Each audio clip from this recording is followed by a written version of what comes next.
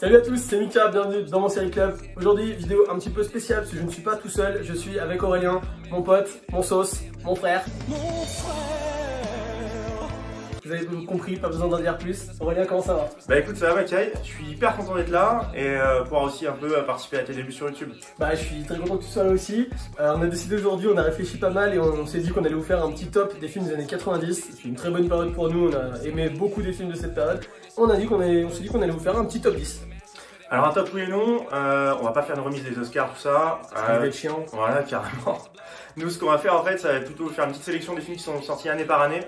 Et en gros sur cette sélection là, on va choisir le film qui nous a marqué le plus. Et vraiment qui a été un des trucs qui nous a le plus inspiré sur cette période quoi. Exactement, d'ailleurs dites-nous dans les commentaires si vous êtes d'accord avec nous sur le film qu'on aura choisi ou pas du tout, si vous préférez complètement autre chose, ça nous intéresse beaucoup. Faut savoir aussi que ce top là il sera pas du tout objectif, on va faire un truc complètement subjectif, un truc sur les films comme tu disais qui sont vraiment pour nous les plus marquants. Il n'y aura pas de film d'animation, on a décidé de pas mettre de Disney, pas mettre tout ça, ça mériterait presque un top à part. Et du coup on pourra être parfois d'accord ou parfois pas d'accord, on peut choisir le même film ou on peut être complètement pas d'accord là-dessus. Voilà, let's go. Allez, c'est parti.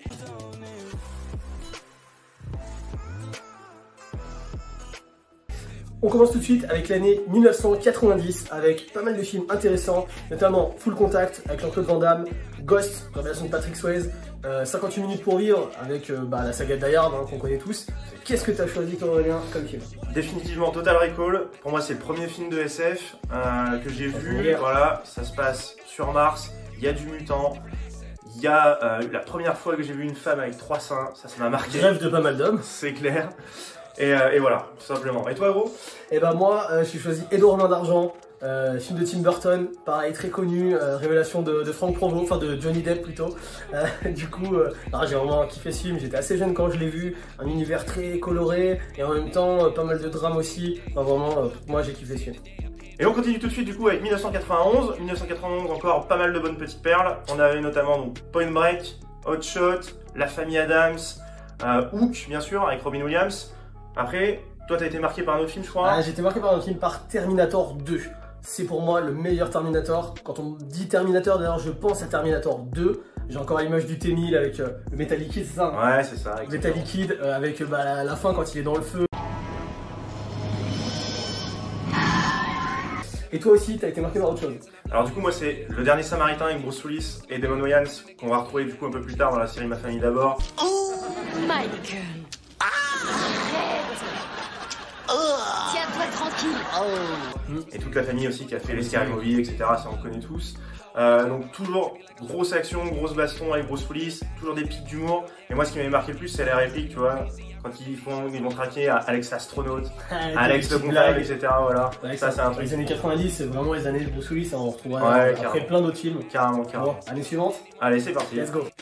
92, grosse année aussi, on a du film comme Reservoir Dogs, on a du Sister Act, on a Basic Instinct et on a Batman le défi. Un très très bon Batman, petit point DC Universe, Michael Keaton qui joue Batman serait prévu a priori pour reprendre son rôle dans The Flash. Le film sort en 2022, ne ratez pas ça. Mais du coup on a décidé de choisir un autre film. Alors nous ce sera Bodyguard, ouais. Là-dessus on est d'accord. On n'est pas fan du tout des films à l'eau de rose à la base. Mais la chanson. Voilà la chanson. Tu veux pas faire l'extrait?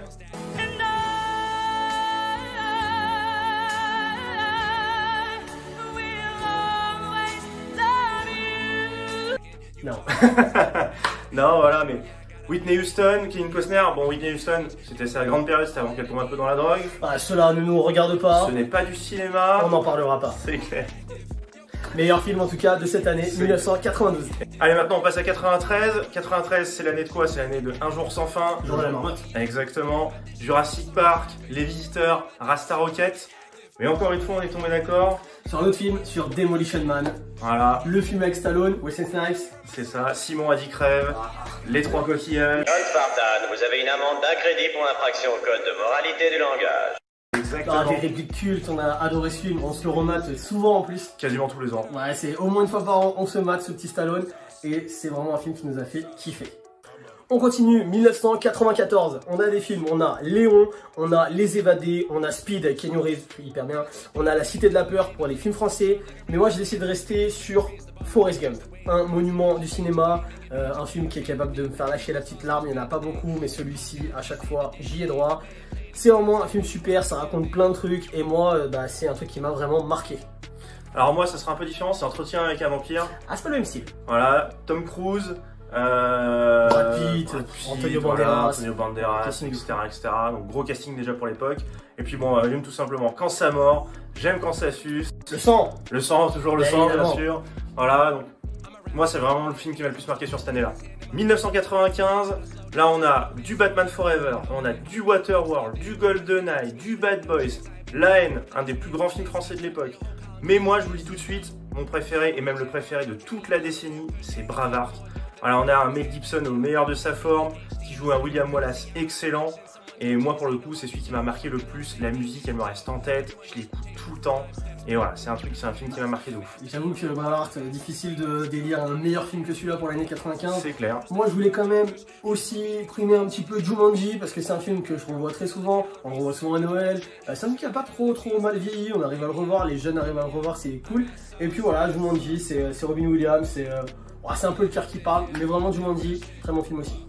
On continue, 1996, Mars Attack, Une nuit en enfer, le film complètement barré avec Tarantino, Independence Day, The Rock, Space Jam aussi, alors l'ancien avec Michael Jordan, pas le nouveau avec LeBron James, enfin, évidemment.